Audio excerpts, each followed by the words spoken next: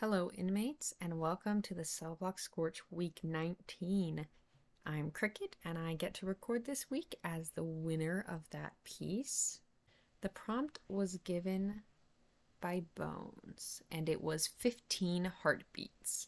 My piece is called Reaping on a Rainy Night.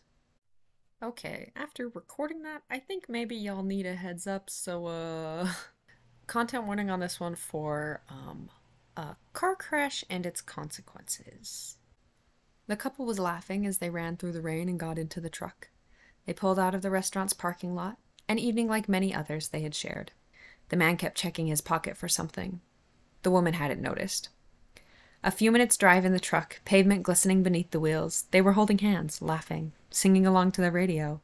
A semi ran a red and then 2 heartbeats. I knew that was the first thing the man could hear in the silence. That's always what people noticed first, after a cataclysmic event like this. Their own heartbeat. He looked over at her, fighting through the pain, saw the rise and fall of her chest. He glanced down at their interlocked fingers and the blood. There was so much blood. But if it was his or hers, he didn't know. "Hey," he croaked. "Nikki, you okay?" Some part of him knew that they'd been hit on the right, that she must be worse off than he was. He strained against the silence, listening for her answer, her heartbeat sounding with his. He was sure he heard the beat from her heart too, and then she groaned. He squeezed her hand weakly, and her fingers twitched in reply. He was vaguely aware that they weren't on the road anymore. They were tilting down, like they were on the slope of the embankment. The rain pattered on the windshield. He squeezed her hand again. The beat of her heart seemed to come slightly after his, and the man started to worry. "Hey, Nikki," he spoke gently, but his voice was rough. "Stay with me, Nikki. It's going to be okay. You're going to be okay. Someone will be here soon, I'm sure of it." He was right. Someone was here. I just wasn't who he wanted. He felt her fingers pressed gently against his, and her touch brought him some small comfort. Someone knocked on the window, then pulled the door open. They spoke. "Hey, man, we called 911. They're coming. They're coming. Can you hear me?" The man in the truck tried to nod, but he found he couldn't move his head. He groaned in response. Yeah, okay." He was vaguely aware of the chatter of other voices in the background and the rain coming in. "Hey, I'm gonna shut the door so it doesn't rain on you, okay? But we're here. Help is coming, okay?" Just before the door clicked shut, the sound of another voice reached him. Something about how bad it looked, how they didn't think the passenger would make it. He wasn't really sure.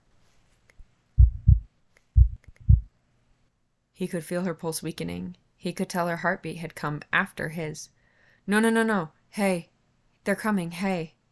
Hey, it's gonna be okay." He kept talking, unsure of what he was saying, but knowing that if he kept talking, she would stay with him. Her fingers pressed against his 3 times, and he knew she was saying she loved him. Her soul left her body. I drew away for her, and then... Hey, Bones here for Judge Comments. So this week, Cricket and Peishi both delivered really good submissions, but totally opposite vibes. As you just heard, Cricket's, this is a heart-wrenching story about a car crash. Peishi's, on the other hand, was a really interesting piece about a kid in college trying to ask out the girl he likes, but as you go along, you learn about aliens and government plans and a whole bunch of other stuff. It was really cool, but in the end, Cricket won for 2 reasons. One, just because the tragic vibes were totally, on point. That was, what I was imagining when I provided this prompt. And 2, for prompt inclusion, because Cricket's entire story was centered around the idea of 15 heartbeats. It was brought up throughout the piece, it was integral to the plot, and it was really used to maximize the occurrences in it. Meanwhile, Peishi's was fantastic, but 15 heartbeats was just kind of thrown in there as a throwaway line. And of course, there's no rule about how you have to use the prompt, but as the judge, I personally really like it when the pieces feel like they were written for the prompt, that was given rather than, just kind of thrown into something else. And I've done that before, I've like forgotten what I was writing halfway through and then been like, oh, right, there was a prompt. Whoops. But as the judge, I really love it when the prompt is like either present throughout the entire piece or like very clearly the culminating moment of the piece. I love it when that happens. But yeah, Peishi's had a lot of interesting parts, and I would definitely recommend reading her Ember on the Patreon. And that's all I had to say, so back to Cricket. Oh my gosh. I just went back and listened to that to make sure everything worked out, and like, I'm tearing up, which doesn't usually happen with my own things. Um, I'm like, do I need to put a like a content warning at the beginning of this? If yes, I just recorded a content warning that Bones put at the start of this episode. If no, I'm sorry, that just blindsided everybody. So, this piece, I don't know where to start. Well, first off, I hope you enjoyed my little foray into sound editing. I got the heartbeat sound from freesound.org. We love them. And there are exactly 15 heartbeats in the piece. When I typed this piece initially, I wrote out the onomatopoeia for the heartbeat sound, but going into an audio format, I was like, why not use some sound editing? I counted this meticulously, both when I wrote this originally and just now doing the sound files again. So there are, in fact, 15 heartbeats, 2 in each pause, one for him and one for her, until the last one, which is just him. A fun fact about this piece, or an anti-fun fact, is this is set in my same universe from Scorch number 2, The Reaper, the final evaluation. And the main character of this piece is also Chris, the main character from that piece. I made so many terrible things happen to this man. He was about to get engaged in this piece, then I killed his almost fiance in a car crash. And then in the other piece that features him, he like dies tragically young. Chris was actually also the main character in my piece from week 18, which lost, but I never named him because it's from an outside POV again. And Peishi said that week, she was like, ugh, if this piece had been about Chris, it would have won. And I was like, it was about Chris, but I didn't name it in the piece. Anyway, it's been 6 years, I'm still sad. Not as sad as I am about the one I just did, though. Why'd I do that? Sad Hours Girl does Sad Hours things. Oh my gosh. Yeah, I think I must have just been in like a mood, and Bones gave this 15 heartbeats prompt, or I had this like sad idea about why there would be an uneven amount of heartbeats, and then I just like couldn't let it go. I do like what I did. It was interesting to play with the formatting a little bit. I think it's really sad. Poor Chris. I made so many sad things happen. I made terrible things happen to this man. But I found this piece satisfying. I liked writing it. I liked what I did with it. And I was really pleased that I ended up with the win this week. And I hope you all, I don't want to say enjoyed it, but I hope maybe you appreciated it as well.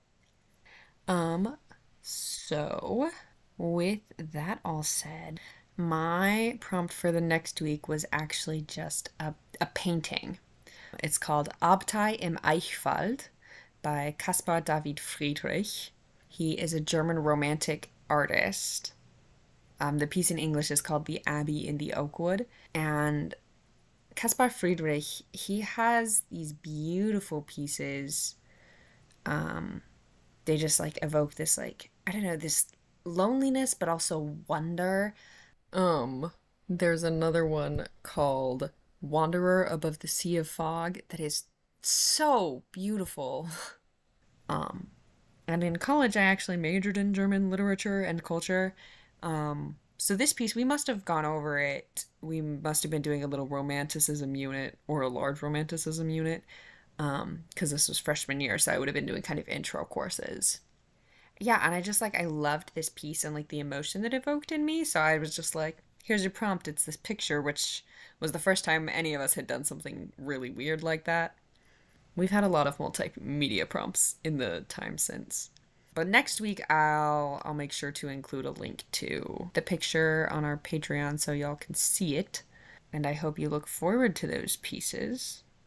And also I love German romanticism. Even like, I love like the 1700s, 1800s, like books from that era and stories from that era. Like I was reading books from those eras for fun when I was like 13, and then I go to college and start like learning about German romanticism, and I was like, oh my gosh, yes, this is for me.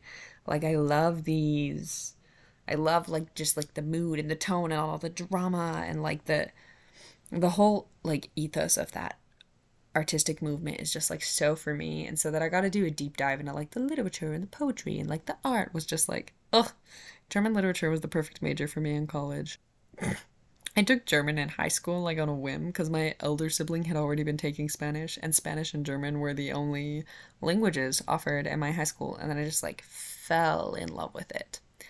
Um anyway, all this to say that the prompt is The Abbey in the Oakwood by Caspar Friedrich, which is just, I'm so obsessed with it. Y'all are gonna go look it up and be like, this picture, it does something to me.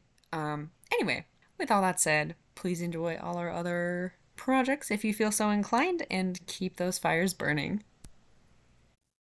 The Cellblock Scorch is a production of Stellacore, an independent group of nerds sharing their obsessions with the world. We can be reached at thestellacore@gmail.com, through comments on your podcast platform of choice, our Instagram, Stella_core, and at our YouTube, also called Stellacore. Feel free to check out our other productions on our YouTube channel or our cosplays on Instagram. If you would like to support our creative endeavors, you can give a one-time tip to the Ko-Fi of the writer of your favorite Scorches, or check out our Patreon, linked in the show notes. There, you can access the winning Scorches and episode transcripts for free, or sign up for Spark level support for $5 a month to gain access to all of the Scorch submissions.